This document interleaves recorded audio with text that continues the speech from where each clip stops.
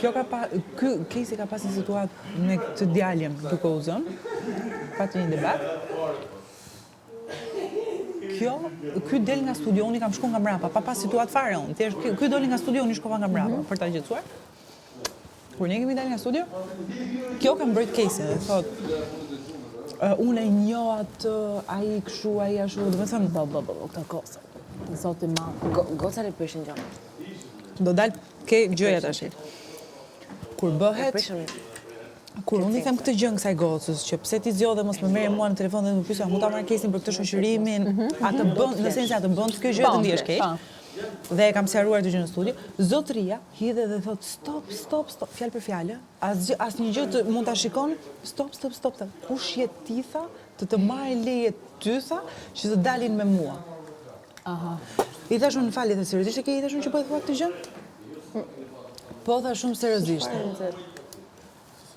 E di si shmona i thash unë, mos fol më se nuk dua të dëgjoj.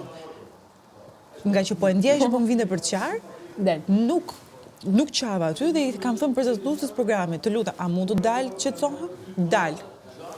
Ky ka ndenjur, nuk erdhi nga mbrapa dhe ka dalë më mbrapa. Do të thënë ka nejt X kohë aty dhe ka dalë më mbrapa.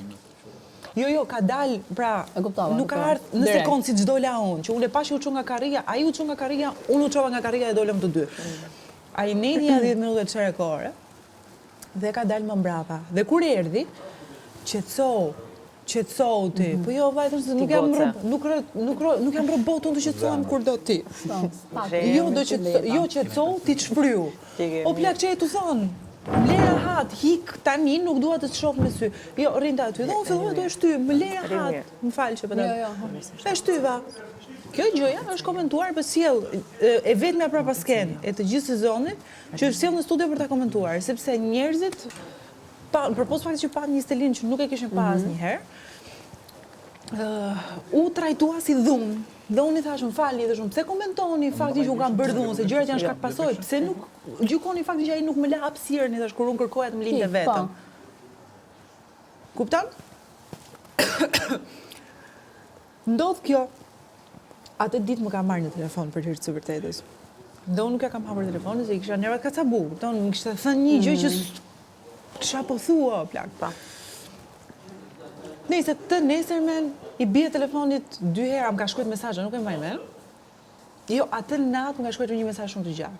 Dhe unë e kam parë të nesërmen në mëngjes. E kam parë në orën 8 të mëngjesit dhe zgjodha të mos t'i ktheja përgjigje. Por i ktheja përgjigje. Nga të çerçafët. Po, çerçaf kështu. Roman. Dhe i kam kthyer përgjigje në orën këto kishin xhirime. Unë kisha lajmëruar autorët e programit që unë nuk do vi, nuk jam në gjendje, thashun të vi të vazhdoj programin.